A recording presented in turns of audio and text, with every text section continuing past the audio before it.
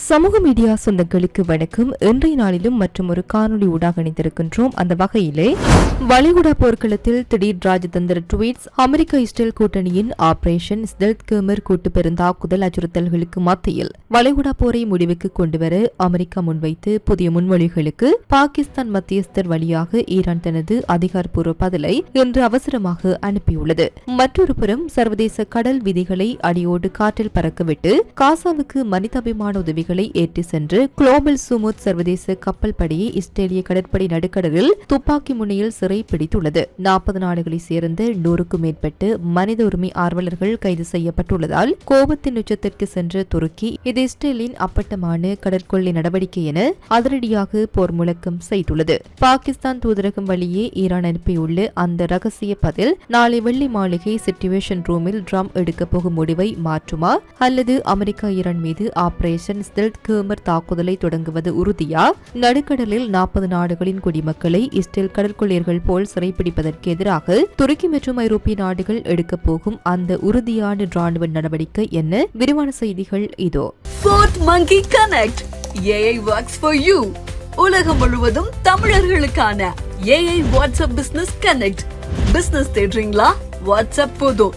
எந்த நாட்டிலிருந்தும் பதிவு செய்ய தயாரா இருங்க. Coming soon. அமெரிக்க மற்றும் இஸ்ரேலின் கூட்டு பெருந்தாக்குதல் அச்சுறுத்தல்களுக்கு மத்தியில் வளைகுடா போரை முடிவுக்கு கொண்டு வருவதற்கான அமெரிக்கா முன்வைத்து புதிய முன்மொழிவுகளுக்கு பாகிஸ்தான் மத்தியஸ்தர் வழியாக ஈரான் தனது அதிகாரப்பூர்வ பதிலை இன்று அனுப்பியுள்ளது. இதன் மூலம் போர்க்களத்தில் ஒரு புதிய ராஜதந்திர திருப்பு முனை ஏற்படுமா என்ற எதிர்பார்ப்பு எழுந்துள்ளது. ஈரான் வெளியுறவு அமைச்சகத்தின் செய்தி தொடர்பாளர் இஸ்மாயில் பாகாஜி தெஹ்ரானில் நடத்திய அவசர செய்தியாளர் சந்திப்பின் முக்கிய விவரங்களின்படி போரை முடிவுக்கு கொண்டு வருவது தொடர்பாக அமெரிக்கா முன்வைத்த புதிய நிபந்தனைகளுக்கு தேவையான எங்களின் கவலைகளும் பதில்களும் நேற்று அமெரிக்க தரப்பிற்கு தெரிவிக்கப்பட்டுவிட்டன. வாஷிங்டனுக்கும் தெஹ்ரானுக்கும் இடையே தற்போது நேரடி தொடர்புகள் இல்லாததால் அண்டை நாடான பாகிஸ்தான் மூலமாகவே இந்த ரகசிய பேச்சுவார்த்தைகள் தற்போது தொடர்ந்து வருகின்றன. இதற்கிடையே அமெரிக்காவிற்கும் ஈரானுக்கும் இடையிலான 2ஆம் சுற்று நேரடி அமைதி பேச்சுவார்த்தையை தனது நாட்டின் தலைநகரான இஸ்லாமாபாத்தில் நடத்த பாகிஸ்தான் பிரதமர் ஷெபாஸ் ஷெரீப் அதிரடி முயற்சிகளை மேற்கொண்டு வருகின்றார். இரு நாடுகளுக்கும் இடையே நிரந்தர அமைதி ஏற்படும் என்று நான் நம்புகின்றேன் என அவர் சூசகமாக தெரிவித்துள்ளார்.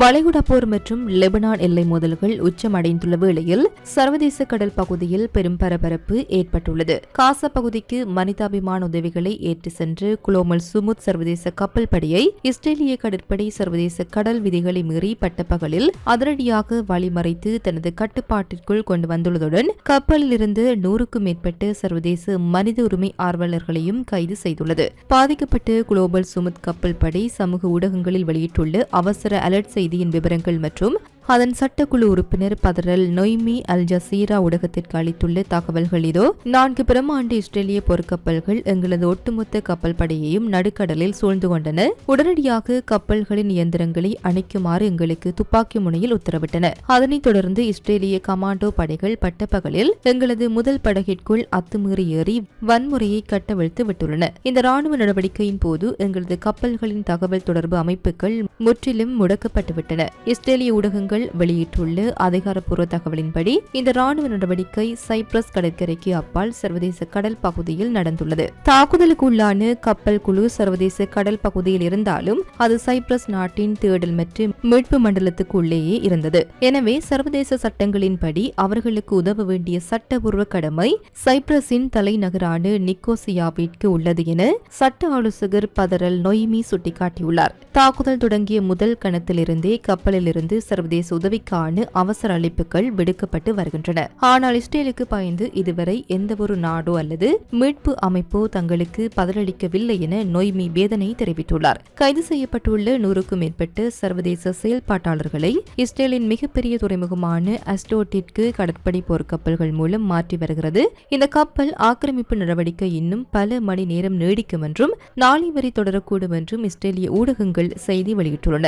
ஏற்கனவே கடந்த ஏப்ரல் மாத இறுதியில் வேளையில் இதே போன்ற ஒரு மனிதாபிமான கப்பலை இஸ்ரேல் சிறைப்பிடித்து பயணிகளை ஒரு சிறை கப்பலில் ஏற்றி கிரேக்க அதிகாரிகளிடம் ஒப்படைப்பதற்கு முன்பு சித்திரவதைக்கு நிகரான கொடூரமான கொடுமைகளுக்கு உள்ளாகியதாக சட்ட ஆலோசகர் பதரல் நொய்மி குற்றம் சாட்டியுள்ளார். தற்போதும் அதே போன்ற ஒரு கொடூரமான மனித உரிமை மீறல் சம்பவம் தங்களுக்கு நேர்ந்து விடுமோ என்று கப்பலில் உள்ள ஒட்டுமொத்த குழுவினரும் மரண பயத்தில் அஞ்சுவதாக அவர் கூறியுள்ளார். தகவல் தொடர்பு துண்டிக்கப்படுவதற்கு சில நிமிடங்களுக்கு முன்பாக கப்பலில் இந்த முக்கிய ஆர்வலர் ஒருவர் அல் ஜசீரா செய்தியாளர்களிடம் பேசுகையில், இஸ்ரேல் எத்தனை போர்க்கப்பல்களையும் கொண்டு எங்களை மிரட்டினாலும் எங்களது இந்த கப்பல் குழு காசாவில் பசியால் வாடும் மக்களை நோக்கி செல்வதை ஒருபோதும் நிறுத்தாது, எங்களது பயணம் தொடரும் என்று ஆவேசமாக முழக்கமிட்டுள்ளார். லெபனான் எல்லையில் 45 நாள் போர் நிறுத்தத்தை உடைத்து 9 நகரங்கள் மீது இஸ்ரேல் குண்டுமழை பொழிந்து வரும் வேளையில் சர்வதேச கடலில் மனிதாபிமான உதவி கப்பல் படை மீது இஸ்ரேல் தாக்குதல் நடத்தியிருப்பது பெரும் சர்வதேச சர்ச்சையை ஏற்படுத்தியுள்ளது.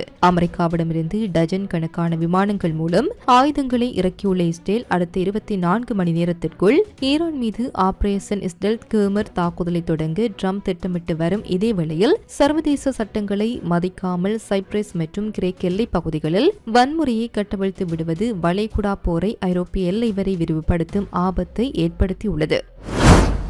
மத்திய கிழக்கில் தற்காலிகமாக நிலவி வந்து அமைதி பேச்சுவார்த்தைகள் முற்றிலும் சிதைந்துள்ள நிலையில் அடுத்த 24 முதல் 48 மணி நேரத்திற்குள் அமெரிக்கா ஈரான் மீதான போரை மீண்டும் அதிகாரப்பூர்வமாக தொடங்கும் என தோகோ பட்டதாரி கல்வி நிறுவனத்தின் ஊடகவியலாளர் பேராசிரியர் முகமது எல் மாஸ்ட்ரி அளித்துள்ள பேட்டியின் முக்கிய விவரங்களின்படி, இஸ்ரேலிய பிரதமர் பெஞ்சமின் நெதன்யாகு மற்றும் ட்ரம்ப் நிர்வாகத்திற்குள்ளே இருக்கும் மிகவும் தீவிர போக்குடைய ராணுவ அதிகாரிகள் பலர் ஈரானை முழுமையாக அளிக்க வேண்டும் என அதிபர் ட்ரம்பின் காலத்தில் தொடர்ந்து ஓதி வருகின்றார்கள். பாகிஸ்தான் மத்தியஸ்தம் மூலம் அமெரிக்கா விதித்த கடுமையான 5 அம்ச நிபந்தனைகளுக்கு ஈரான் மண்டியிட மறுத்துவிட்டது. ட்ரம்ப் எதிர்பார்த்த பணிவு தெஹ்ரானிடம் இருந்து கிடைக்காதது அவரை ஆத்திரமடைய செய்துள்ளது. அதிபர் ஷி ஜின்பிங்குடன் சீனாவில் சமீபத்தில் நடந்த உச்சி மாநாட்டின் போது ஹார்முஸ் ஜலசந்தியை திறந்து வைக்க வேண்டும் என்ற ட்ரம்பின் மாஸ்டர் பிளானுக்கு பெரும் எதிர்பார்ப்புகள் இருந்தன. ஆனால் பேச்சுவார்த்தைகள் அவர் எதிர்பார்த்ததற்கு நேர்மாறாக விபரீதமாக முடிந்துள்ளன. தற்போது ஹார்முஸ் ஜலசந்தியை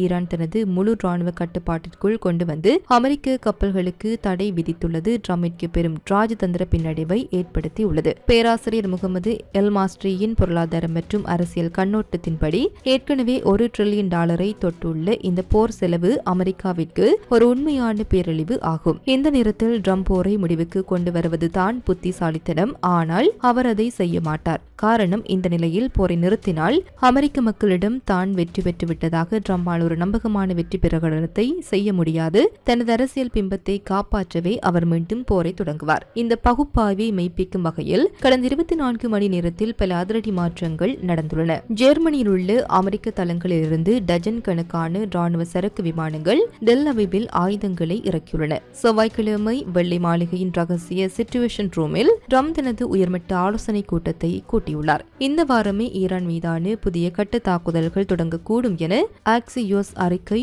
உறுதிப்படுத்தியுள்ளது. சர்வதேச கடல் பகுதியில் காசா உதவி கப்பல்களை துப்பாக்கி முனையில் இஸ்ரேலிய கடற்படை சிறைப்பிடித்து 100 ஆர்வலர்களை கைது செய்துள்ள சம்பவத்திற்கு இஸ்ரேலின் பரம எதிரியான துருக்கி தனது மிக கடுமையான கண்டனத்தை பதிவு செய்துள்ளது. இஸ்ரேலின் இந்த ஆக்கிரமிப்பு நடவடிக்கையை அப்பட்டமான ஒரு புதிய கடற்கொள்ளை நடவடிக்கை என துருக்கி அரசு அதிகாரப்பூர்வமாக பிரகடனப்படுத்தியுள்ளது. துருக்கி நாட்டு வெளியுறவு அமைச்சகம் வெளியிட்டுள்ள அவசர அறிக்கையில் இஸ்ரேலை சர்வதேச அரங்கில் தனிமைப்படுத்தும் பல முக்கிய விவரங்கள் அம்பலமாகியுள்ளன. இஸ்ரேலால் நடுக்கடலில் சிறைப்பிடிக்கப்பட்டுள்ள குளோபல் சுமுத் கப்பல் குழுவில் துருக்கி உட்பட உலகின் சுமார் 40 நாடுகளைச் சேர்ந்து சர்வதேச குடிமக்கள் மற்றும் மனித உரிமை ஆர்வலர்கள் பயணித்துள்ளனர். சர்வதேச கடலில் மனிதாபிமான உதவி கப்பல்கள் மீது நடத்தி வரும் தாக்குதலை இஸ்ரேல் உடனடியாக நிறுத்த வேண்டும் என்றும் கைது செய்து அஷ்டோட் துறைமுகத்திற்கு கொண்டு செல்லப்பட்டுள்ள 40 நாடுகளின் குடிமக்களையும் எவ்வித நிபந்தனையுமின்றி உடனடியாக விடுவிக்க வேண்டும் என்றும் துருக்கி கெடு விதித்துள்ளது. இஸ்ரேலின் அச்சுறுத்தல் அரசியலுக்கு பணிய மாட்டோம் என துருக்கி தடித்த வார்த்தைகளால் எச்சரித்துள்ளது. இஸ்ரேலின் இந்த கொடூர தாக்குதல்களும் அச்சுறுத்தல் கொள்கைகளும் பாலஸ்தீனிய மக்களுக்கு நீதியையும் ஒற்றுமையும் நாடுவதிலிருந்து சர்வதேச சமூகத்தை எந்த வகையிலும் தடுத்து நிறுத்திவிட முடியாது. இஸ்ரேலின் இத்தகைய சட்டவிரோத நடவடிக்கைகளுக்கு எதிராக உலக நாடுகள் அனைத்தும் இனிமேலும் தாமதிக்காமல் உடனடியாக ஒன்று திரண்டு ஒருமித்த மற்றும் உறுதியான ராணுவ ராஜதந்திர நிலைப்பாட்டை எடுக்க வேண்டும். லெபனான் எல்லையில் போர் நிறுத்தத்தை உடைத்து இஸ்ரேல் குண்டுமழை பொழிந்து வரும் வேளையில் நடுக்கடலில் 40 நாடுகளின் குடிமக்களை இஸ்ரேல் சிறைப்பிடித்திருப்பது ஒட்டுமொத்த ஐரோப்பிய மற்றும் அரபு நாடுகளை ஆத்திரமடைய செய்துள்ளது. குறிப்பாக நேட்டோ அமைப்பில் இருக்கும் துருக்கி இஸ்ரேலின் நடவடிக்கையை கடல் கொள்ளை என்று சாடியிருப்பது அடுத்த 24 முதல் 48 மணி நேரத்திற்குள் ஈரான் மீது ஆபரேஷன் ஸ்டெல்த் கர்மர் தாக்குதலை தொடங்க துடிக்கும் அமெரிக்க அதிபர் டொனால்ட் ட்ரம்பிற்கு பெரும் ராஜதந்திர நெருக்கடியை ஏற்படுத்தியுள்ளது. ஈரான் மீது ஆபரேஷன் ஸ்டெல்த் கர்மர் என்று புதிய கூட்டு பெருந்தாக்குதலை தொடுக்க இஸ்ரேலின் அமெரிக்க ஆயுதங்கள் குவிந்து வரும் வேளையில் ஈரானி பொருளாதார ரீதியாக ஒடுக்க அமெரிக்கா தனது அடுத்த விஸ்வரூப ராஜதந்திர நகர்வை தொடங்கியுள்ளது. ஈரானின் ஒட்டுமொத்த பொருளாதாரத்தையும் அதன் ராணுவ கட்டமைப்பையும் முற்றிலும் முடக்கும் நோக்கில் G7 அமைப்பில் உள்ள உலக பெரும் வல்லரசு நாடுகள் அனைத்தும் ஈரான் மீதான கடுமையான பொருளாதார தடைகளை தீவிரமாக பின்பற்ற வேண்டும் என அமெரிக்கா வலியுறுத்தியுள்ளது. அமெரிக்க கருவூல செயலாளர் ஸ்காட் பெஷன் விரைவில் நடைபெறவுள்ள G7 நாடுகளின் நிதி அமைச்சர்கள் கூட்டத்தில் இந்த அதிரடி திட்டத்தை முன்வைக்கப் போவதாக அதிகாரப்பூர்வமாக தெரிவித்துள்ளார். ஈரானின் போர் இயந்திரம் என்று அமெரிக்காவால் விவரிக்கப்படும் IRGC ராணுவம் மற்றும் அதன் பினாமி அமைப்புகளுக்கு சர்வதேச அளவில் இருந்து கிடைக்கும் நிதி ஆதாரங்களை அடியோடு தடுக்க வேண்டும். G7 நாடுகள் அனைத்தும் தங்களது சொந்த பொருளாதார நலன்களை தூக்கி எறிந்துவிட்டு அமெரிக்கா ஈரான் மீது விதித்துள்ள அணுசக்தி மற்றும் வர்த்தக தடை விதிமுறைகளை 100% முழுமையாக பின்பற்ற வேண்டும் என அவர் வலியுறுத்தியுள்ளார். அமெரிக்க மூத்த செனட்டர் லின்சே கிரஹாம் ஈரானின் பலவீனமான எரிசக்தி மற்றும் எண்ணெய் உள்கட்டமைப்புகள் மீது தாக்குதல் நடத்துங்கள் என்று ட்ரம்பிற்கு அழுத்தம் கொடுத்துள்ள அதே வேளையில் ஸ்காட் பெஷன்டின் இந்த அறிவிப்பும் வெளியாகியுள்ளது. ஹார்முஸ் ஜலசந்தியை ஈரான் தனது ராணுவ கட்டுப்பாட்டிற்குள் கொண்டு வந்து எதிரி நாட்டு கப்பல்களுக்கு தடை விதித்துள்ளதால் உலக எண்ணெய் வர்த்தகம் ஸ்தம்பிக்கும் அபாயம் ஏற்பட்டுள்ளது. இதற்கு பழிவாங்கவே G7 நாடுகளான Britain, Canada, France, Germany, Italy மற்றும் ஜப்பான் ஆகிய நாடுகளை தன்வசப்படுத்தி ஈரான் மீது ஒரு சர்வதேச பொருளாதார போட்டை போட அமெரிக்கா துடித்து வருகிறது. இருப்பினும் பிரிக்ஸ் மாநாட்டிற்காக இந்தியா வந்துள்ள ஈரான் வெளியுறவு அமைச்சர் அப்பாஸ் அரக்சி பொருளாதார தடைகளால் எங்களை வீழ்த்த முடியாது என ஏற்கனவே முழக்கமிட்டுள்ளதும், சீனா தொடர்ந்து ஈரானிடமிருந்து கச்சா எண்ணெய் வாங்கி வருவதும் அமெரிக்காவின் இந்த G7 பிளான் முழுமையாக பலிக்குமா என்ற கேள்வியையும் எழுப்பியுள்ளது. இத்துடன் குறித்த காணொளி நிறைவு பெறுகின்றது. இது தொடர்பிலான உங்களுடைய கருத்துக்களை கமெண்ட் வாயிலாக தெரிவிக்கலாம். இது போன்ற பல செய்திகளை தெரிந்து கொள்ள நம்முடைய சமூக மீடியா யூடியூப் சேனலை சப்ஸ்கிரைப் செய்து அருகிலுள்ள பெல் பட்டனை கிளிக் செய்யுங்கள். மேலும் செய்திகளை உடனுக்குடன் தெரிந்து கொள்ள சமூகமீடியா.com என்ற இணையதளத்தின் வாயிலாக எங்களுடன் இணைந்திருங்கள்.